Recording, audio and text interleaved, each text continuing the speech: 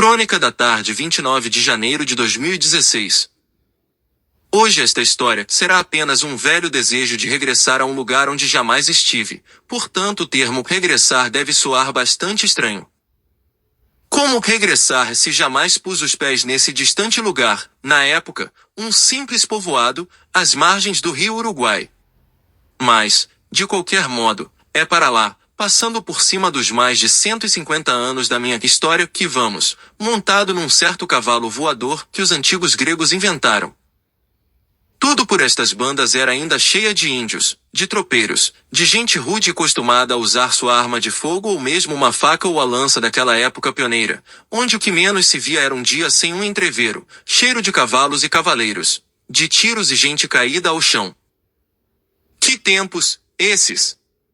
Mas é justamente nessa época, meados do século XIX, que o meu São Borja vivia uma época de entreveros por toda a região vizinha de São Borja. Numa rua qualquer, desse povoado, vizinho aos argentinos, com o rio Uruguai a separá-los, que começa a minha história. Quem seriam esses povoadores que trouxeram em sua bagagem um mundo de coisas que deveriam lembrar do misterioso lugar de onde provinham? Trouxeram uma bagagem boa, eram pessoas de bom conhecimento, pois em 1845, um deles escreveu ao irmão, já morando em Sorocaba, talvez devido ao mercado de animais, então os únicos meios de transporte, de todo tipo de mercadoria. Vê-se pelas cartas, de 1845, como até o francês deveriam saber, pois há um breve trecho, onde escreveu, entre aspas petit à petit, para dizer que o irmão, meu avô, José Marques da Silva Pavão, tomassem boas amizades, que seriam úteis para os seus interesses segundo minha querida e saudosa tia Maricota, irmã mais velha de meu pai, nosso avô. Ainda solteiro, esteve no Rio de Janeiro, onde teria trabalhado com Silva Jardim, então pessoa importante entre os republicanos. Ele teria ido ao sul da Bahia, substituir por uns tempos, um técnico francês, que falecera e só ficou a viúva. Naturalmente nosso avô falava francês, pois nenhuma outra pessoa havia nessa plantação de cacau, a não ser a viúva. Esse fato deve ser anterior ao casamento, em Sorocaba, com Blandina, filha de um certo barão de Mogi Mirim. E desse consórcio, entre outros, nasceu meu pai Luiz, que teve nos bons tempos, quando seu pai estava com saúde, boa educação, com professores que iam em casa dos alunos. Tempos que não se estenderam muito. Voltemos ao nosso São Borja, local que julgamos tenha sido o início da nossa família.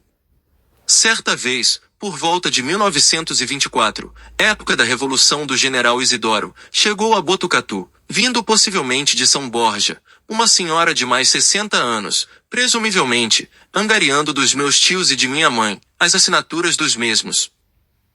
Seria, como certo, julgar que tais assinaturas dariam facilidade no possível processo da família, referente às terras que seriam do meu pai e de seu irmão.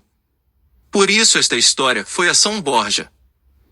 Não estou a reivindicar nenhum metro quadrado de terra, lá do velho São Borja. Estou a dizer que, por tudo isso, esse hoje, linda cidade, berço do inolvidável Getúlio Vargas, tem um pouco de nossas raízes, vindas de algum misterioso lugar da velha Europa. Terminando esta viagem ao início da família Pavão, tenho a contar um fato que me intriga até hoje. Quando ainda trabalhava no CFT, minha escola da Ferrovia Sorocabana, entrei em casa onde morou minha prima, professora já aposentada e pianista, Zuleika. Pude ver sobre a velha mesa da sala de jantar, ainda com um antigo relógio com mostrador redondo e uma casinha onde havia algo que mudava de cor, segundo o tempo seria chuvoso ou seco. Que saudade de tudo isso! Sobre a mesa, entre outras coisas, havia um objeto que me pareceu ser o que teria sido um castiçal ou menora, usado pelos judeus.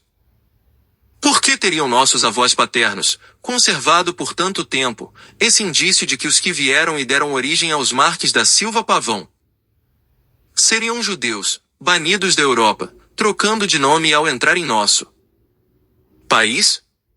O objeto era de prata maciça, estando, contudo sem o pedestal e dos 7 ramos, apenas um coto, pois a agrura da vida, após as mortes dos pais, a família ficou necessitando de tudo. que pudesse valer algo e menor a de prata, teria aos poucos, despojado de 6 ramos e do pedestal, pois era tudo prata. Assim foi o motivo de tentar através desta história, reviver ainda que sucintamente, um pouco de nossas raízes. Será que a nossa viagem a São Borja ajudou-a recordar um pouco de nossa intrigante história da família Pavão? Curitiba, 29 de janeiro de 2016. Paulo de Assumpção Marques.